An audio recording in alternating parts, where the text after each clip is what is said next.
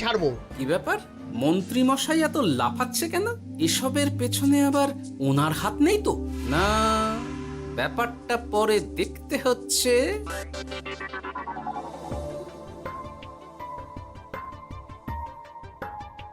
আমি বলি কি মহারাজ, এই সময়টা বরং আপনি নকল চুলটা মানে মানে পর চুলা ব্যবহার করুন। হ্যাঁ, অগত্যা কিছু তো একটা গন্ডগোল আছেই। গিন্নিও তো রোজ মাথায় তেল মাখে, কই এমন তো হয় না। মন্ত্রী যদি কিছু করেও থাকে তাহলেও হাতে নাতে ধরবো কিভাবে? ও কি গো গোপাল দাদু, এখন এই সময় তুমি রাজসভা ছেড়ে এখানে? তোদের দাদু আর রাজসভায় যাবে না রে? কি বলছো গো? কেন? আর কেন, বিনা দোষে এমন শাস্তি। তোমায় শাস্তি দিয়েছে? তুমি শুধু বলো কে তোমার সাথে কি করেছে, বাকিটা আমরা বুঝে নিচ্ছি। আচ্ছা বলছি, কৃষ্ণনগরের মন্ত্রী মশাইয়ের বাড়িটা কোন দিকে একটু বলতে পারবেন? কৃষ্ণনগরে নতুন নাকি? আগে তো আপনাকে কখনো দেখেছি বলে মনে পড়ছে না।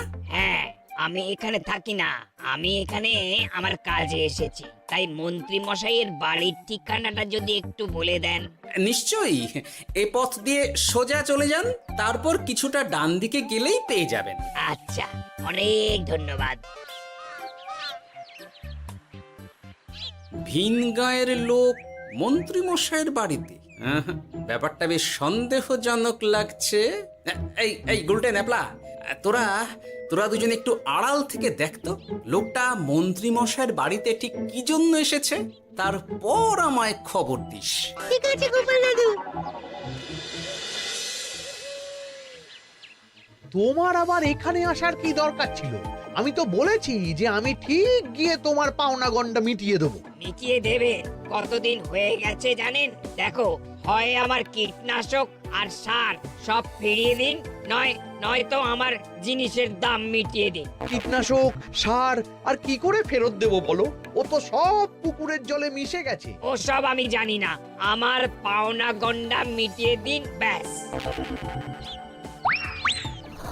চল চল, এখনই তাহলে গোপাল দাদুকে গিয়ে সব জানাই। চল চল। দাদু, ও গোপাল দাদু, তোরা এসে গেছিস? আয় আয় আয় আয় আয়। মন্ত্রী মশাইয়ের মুখ থেকে অনেক খবর পেলাম। তাই নাকি? কি শুনি? মন্ত্রী মশাই ওই লোকটার কাছ থেকে অনেক কীটনাশক সার নিয়েছে, কিন্তু এখনো জিনিসের দাম মেটায়নি। হ্যাঁ, ওই জন্যই তো মন্ত্রী মশাইয়ের উপর লোকটা খুব রেগেছিল, হুমকিও দিয়েছে এক সপ্তাহের মধ্যে জিনিসের দাম সব মিটিয়ে দিতে হবে। তাই নাকি? কিন্তু কীটনাশক সার নিয়ে মন্ত্রী মশাই কি করবে? সেটা তো বলতে পারবো না দাদু, তবে হ্যাঁ, মন্ত্রী মশাই ওই লোকটাকে বলছিল যে ওই সব কীটনাশক সার পুকুরের জলে মিশে গেছে। কি বললি? পুকুরের জলে? আচ্ছা, এবার দুয়ে দুয়ে চার করা গেল। অনেক ধন্যবাদ রে তোদের। বল বল, তোরা কি খাবি? কিচ্ছু লাগবে না গোপাল দাদু, তবে ভোলা বয়ের আর মিষ্টি খাওয়ালে। আচ্ছা আচ্ছা।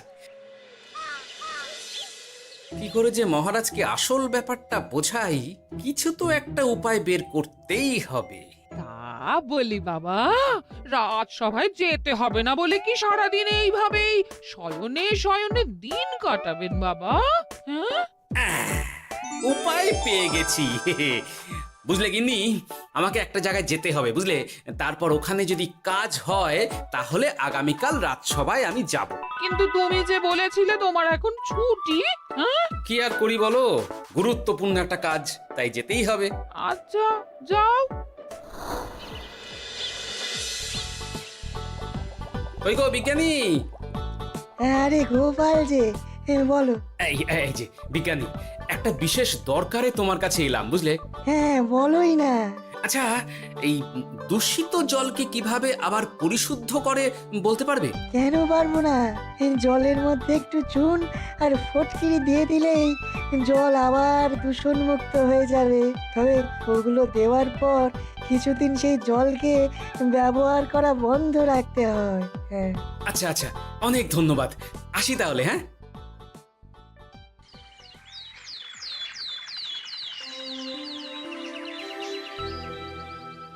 ছায়া পড়েছে, ছায়া পড়েছে। আমি বেশ বুঝতে পারছি তার ছায়া পড়েছে এখানে। কার ছায়া পড়েছে? আজকাল তোর মাথা থেকে অনেক চুল ঝরে পড়ছে, তাই না? আগে হ্যাঁ সাধু বাবা, আপনি একদম ঠিক কথা বলেছেন। ও বাবা, এই আবার কোথা থেকে উদয় হলো? আরে আমি একা গিয়ে সেই স্নানের পুকুর পরিদর্শন করতে চাই। যথা আজ্ঞা বাবা।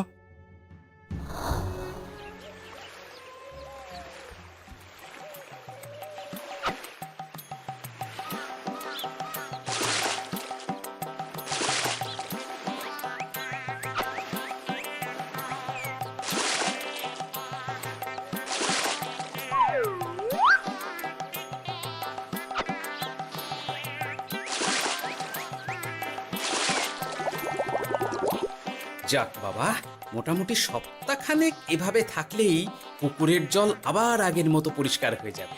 এবার শুধু মহারাজকে একটু বুঝিয়ে বললেই হয়ে যাবে।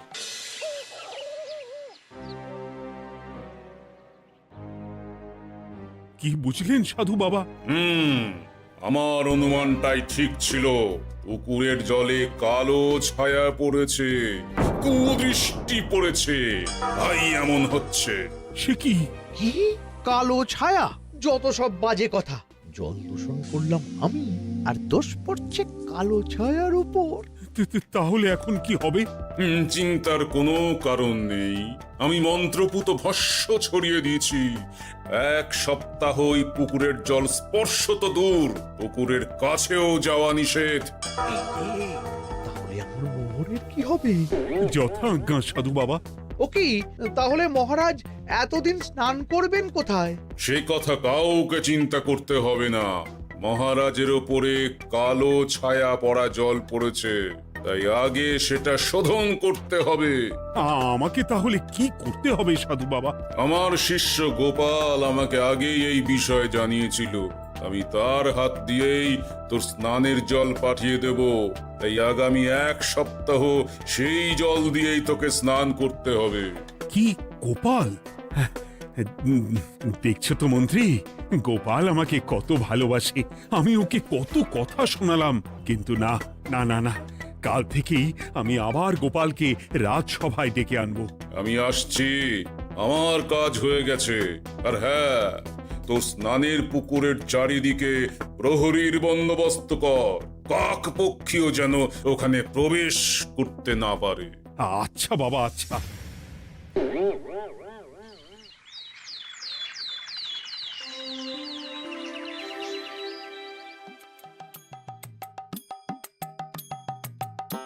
গোপাল, তোমাকে আবার এখানে দেখতে পেয়ে আমার খুব ভালো লাগছে। তোমার গুরুদেব গতকাল এসেছিলেন, কিছু মনে করো না।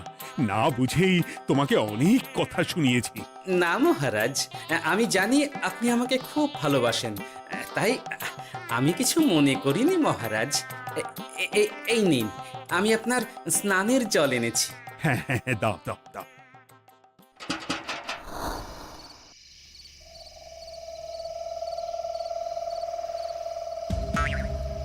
ও বাবা, পুকুরের কাছে যে গিয়ে দেখবো সে উপায় নেই।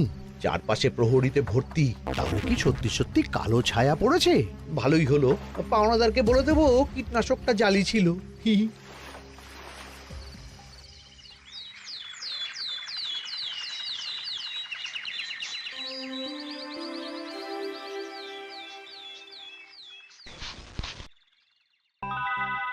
এই তো আমার সেই পুরনো কালো চুলগুলো আবার ফিরে এসেছে। আহা, কি যে আনন্দ হচ্ছে দেখে। আজ 1 সপ্তাহ সম্পূর্ণ হলো। গোপালের জন্য আমার স্নানের পুকুর থেকে কালো ছায়া দূর হয়েছে। আমাকে এই সমস্যা থেকে দূর করার জন্য আমি গোপালকে 100টি মোহর উপহার দিতে চাই। ধন্যবাদ মহারাজ। দূর, আমার আর ভালো লাগে না। সব সময় গোপালই মোহর পায়, এটা তো আমার পাওয়ার কথা ছিল। এদিকে আজকে পাওনাদারও আসবে।